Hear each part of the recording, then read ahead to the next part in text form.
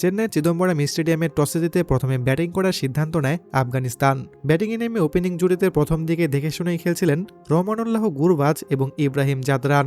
তবে ওপেনিং জুটিতে খুব একটা রান আসেনি। পরবর্তী ব্যাটসম্যানরাই বাড়িয়েছিলেন রানের গতি। গুলবাদিন নায়েবের ঝড়ো ব্যাটিং সহজে থামছিল না। ৩৫ বলে ৬৫ রানের নক দেন তিনি।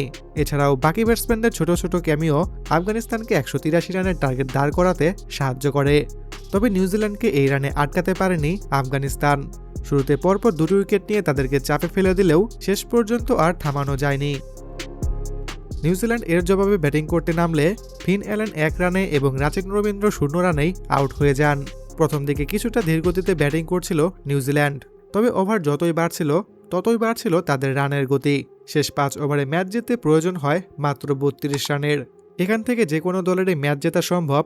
নিউজিল্যান্ড আরও অনায়াসে আফগানিস্তানকে হারিয়ে দেয়। ২ ওভার ১ বল হাতে রেখেই ম্যাচ শেষ করে নিউজিল্যান্ড।